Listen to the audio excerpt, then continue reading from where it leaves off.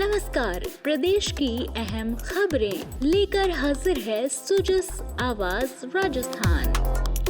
प्रदेश की हाइलाइट्स के साथ मैं सालेहा और मेरे साथ हैं अरिंदम। मुख्यमंत्री अशोक गहलोत ने कहा है कि प्रदेश का भविष्य युवाओं पर निर्भर है, इसलिए राज्य सरकार युवाओं के विकास के लिए प्रतिबद्धता के साथ काम कर रही है। श्री गहलोत आज वीडियो कॉन्फ्रेंस के जरिए राजस्थान विश्वविद्यालय में निशुल्क सैटेलाइट कक्षाओं के शुभारंभ समारोह में बोल रहे थे। इस मौके पर मुख्यमंत्री ने कहा कि एक पहल इंडिया कार्यक्रम प्रतियोगी परीक्षार्थियों के लिए बेहतर साबित होगा। अच्छी शिक्षा ही बेहतर भविष्य की नींव होती है। उन्होंने कहा कि निशुल्क कोचिंग के लिए राज्य सरकार के साथ संस्थाओं की भागीदारी से युवाओं को उच्च शिक्षा के बेहतर मौके मिलेंगे। आपको मालूम होगा कि हमारी सरकार ने अभी बजट पेश किया मैंने, तो अनुपत्ति योजना के अंतर्गत ऐसे निर्धन छात्र जो कोचिंग क्लासेज की फीस दे नहीं सकते हैं, उन सबको हमने 30,000, पहले 15,000 थे, इस बार मैंने 30,000 छात्रों को फ्री कोचिंग करवाने का निर्णय किया है। मैं विदेश भेजने का तय किया है। पहले 200 विद्यार्थी की बात थी, इस बार मैंने 500 विद्यार्थी जो फीस अफोर्ड नहीं कर सकते हैं उनके लिए हमने 2-3 कैटेगरी बनाई है, जिसमें आने का खर्चा भी शामिल है, वहाँ रहने का खर्चा भी है विदेश के अंदर। वहाँ पढ़ाने का खर्चा स्टेट गवर्नमेंट देगी 500 विद्यार्थियों को। LKG से PG तक की छात्राओं की पढ़ाई जो है उन्हें फ्री कर दी, ट्यूशन फीस फ्री है। मुख्यमंत्री ने कहा कि शिक्षा के क्षेत्र में राजस्थान ने नए आयाम स्थापित किए हैं। स्कीमें जो हमने बनाई है उसके बाद में राजस्थान में जो पिछले 15-20 साल में जो उन्नति हुई है, मैं जो याद है पहली बार मैं मुख्यमंत्री था 98 के अंदर, जब 6 विश्वविद्यालय थे राजस्थान में, आज 91 विश्वविद्यालय खुल चुके हैं राजस्थान के। 91 विश्वविद्यालय खुल चुके हैं। मैंने 5 साल के अंदर 303 कॉलेज खोल दिए। नंबर 130 कॉलेज गर्ल्स की उसके अंदर है, तो आप सोच सकते हो कितना बड़ा जंप राजस्थान में हो रहा है। शिक्षा को और स्वास्थ्य को, 2 क्षेत्रों को लेते हैं। मेरा मानना है कि किसी भी प्रदेश के अंदर अगर सरकारें शिक्षा और स्वास्थ्य पर ज्यादा ध्यान देगी, अगर स्वास्थ्य अच्छा रहेगा प्रदेशवासियों का, शिक्षा अच्छी उपलब्ध होगी उनको, तो बाकी का वो स्वतः कर लेंगे जिंदगी के अंदर। 24 अप्रैल से महंगाई राहत शिविर लगाए जाएंगे। इनमें आम जन को मौके पर ही विभिन्न जन कल्याणकारी योजनाओं से जोड़कर लाभ दिए जाएंगे। 24 अप्रैल से राजस्थान गवर्नमेंट प्रशासन गाँव के संग प्रशासन शहरों के संग अभियान शुरू कर रही है, पहले की तरह। उसके अंदर एक हम अलग कैंप लगवा रहे हैं, उसमें आपकी भूमिका चाहिए मुझे। महंगाई शिविर, महंगाई राहत शिविर, क्योंकि उसके अंदर महंगाई राहत शिविर में जो है हम चाहते हैं कि फॉर्म भरवाए जाए। जैसे हमारा 10 लाख का बीमा है और 25 लाख का करना है, तो उनके लिए फॉर्म भरवाए जाएंगे। वहाँ पर 500 रुपये गैस सिलेंडर है, अभी 1140 रुपये मिलता है, हम लोग दे रहे 500 रुपये में। वहाँ शिविर में उसका फॉर्म भराया जाएगा। 100 यूनिट बिजली है, पहले 50 यूनिट थी, तो 100 के लिए भराया जाएगा। और उन योजनाओं को आप लाभ दिलवाएं लोगों को भी। उन्होंने कहा कि राज्य सरकार प्रदेश के लगभग 1 करोड़ लोगों को सामाजिक सुरक्षा के तहत पेंशन उपलब्ध करा रही है।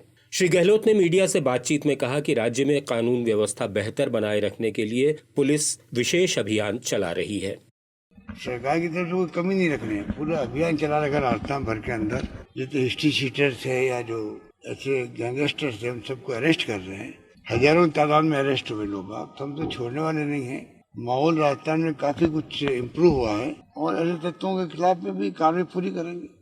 बीकानेर संभाग के बीकानेर, श्रीगंगानगर, हनुमानगढ़ और चूरू, इन चारों जिलों में पुलिस ने कल एक बार फिर विशेष अभियान चलाकर 791 बदमाशों को गिरफ्तार किया। बीकानेर संभाग IG ने बताया कि 515 टीमों के जरिए पुलिसकर्मियों ने 1229 ठिकानों पर दबिश देकर ये कामयाबी हासिल की। इसके अलावा गिरफ्तार बदमाशों से भारी मात्रा में नशीले पदार्थ भी बरामद किए गए। सोशल मीडिया पर अपराधियों का महिमा मंडन करने वालों को अब बख्शा नहीं जाएगा। DG पुलिस राजस्थान ने ट्वीट के माध्यम से बताया कि अवैध हथियार के साथ फोटो अपलोड करने वाले बदमाशों को पकड़ा जा रहा है। सवाई माधोपुर के कुंडेरा थाना में पुलिस ने अवैध हथियारों के साथ 6 बदमाशों को गिरफ्तार किया है।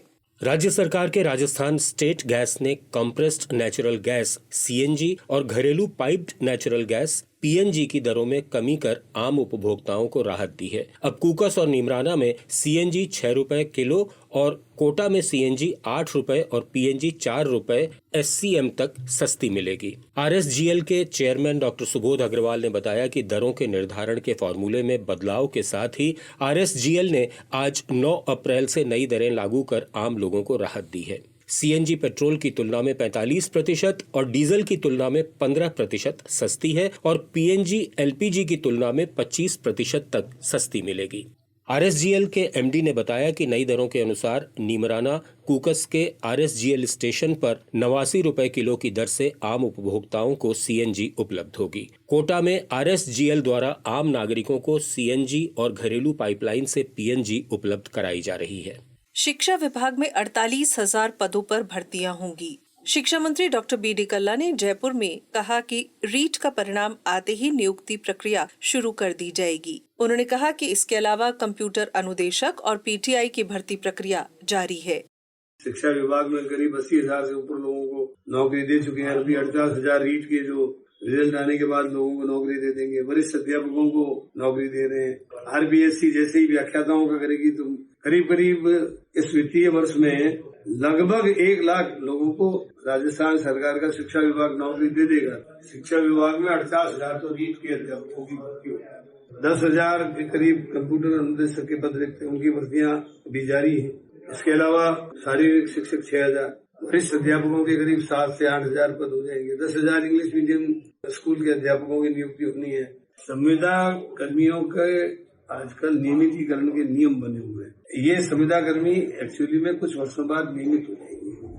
प्रदेश में शहरों की तर्ज पर ग्रामीण क्षेत्रों में भी इंदिरा रसोइयां खोली जाएंगी। इन्हें इस साल 1 जून से संचालित किया जाना प्रस्तावित है। इसके लिए ज्यादातर जिलों के ग्रामीण इलाकों में भवन और जगह चिन्हित कर ली गई है। मुख्य सचिव की सचिवालय में वीडियो कॉन्फ्रेंसिंग के जरिए सभी संभागीय आयुक्तों और जिला कलेक्टरों के साथ विभिन्न मुद्दों को लेकर की गई समीक्षा बैठक में ये जानकारी दी गई। उन्होंने राज्य में 24 अप्रैल से 30 जून 2023 तक होने वाले महंगाई राहत कैंप में अधिक से अधिक संख्या में पात्र व्यक्तियों को जोड़ने के निर्देश दिए। आपको बता दें कि आमजन और वंचित वर्ग को महंगाई से राहत दिलाने के लिए राज्य में 2700 महंगाई राहत कैंप लगाए जाएंगे। इनमें आम लोगों का मौके पर ही पंजीकरण कर लाभ दिया जाएगा। बैठक में स्वायत्त शासन विभाग के सचिव ने इंदिरा गांधी शहरी गारंटी रोजगार योजना के बारे में जानकारी दी। उन्होंने बताया कि राज्य के 240 नगरीय निकायों में अब तक 4,83,000 से ज्यादा परिवारों के जॉब कार्ड बन चुके हैं और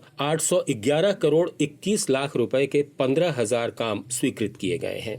प्रदेश में सूक्ष्म सिंचाई व्यवस्था को और अधिक मजबूत बनाया जाएगा। मुख्यमंत्री ने डिग्गी, फार्म पॉन्ड और सिंचाई पाइपलाइन कामों के लिए लगभग 463 करोड़ रुपए के प्रस्ताव को स्वीकृत किया है। ये काम राजस्थान सूक्ष्म सिंचाई योजना के तहत होंगे। अगले 2 सालों में फार्म पॉन्ड निर्माण के लिए 30,000 किसानों को लाभान्वित करने के लक्ष्य को बढ़ाकर अब 50,000 किया गया है। इस पर कुल 261 करोड़ 75 लाख रुपए खर्च किए जाएंगे। योजना में अनुसूचित जाति जनजाति के गैर लघु सीमांत कृषकों को भी अब लघु सीमांत कृषकों के समान 10% अतिरिक्त अनुदान मिलेगा। किसानों को प्रोत्साहित करने और संबल देने के लिए प्लास्टिक लाइनिंग फार्म पॉन्ड निर्माण के लिए अनुदान सीमा को 90,000 से बढ़ाकर 1,20,000 रुपए किया गया है। अब सुनिए जिलों का राउंड अप।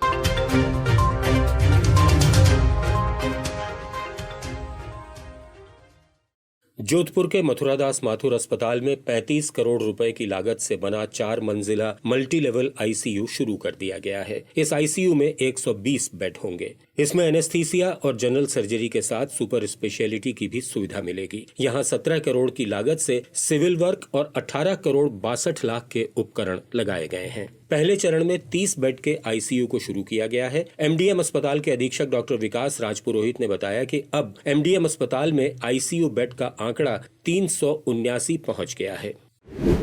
सीएम ने ट्वीट कर कहा है कि हर जगह हर स्थिति में सीआरपीएफ ने देश की रक्षा के लिए पूरी निष्ठा से अपना सर्वोच्च समर्पण दिया है। विषम मौसम, दुर्गम भौगोलिक क्षेत्रों और कठिन परिस्थितियों में अदम्य साहस और पराक्रम से जीवन रक्षण करने वाले वीरों को शौर्य दिवस पर मुख्यमंत्री ने अभिनंदन किया है।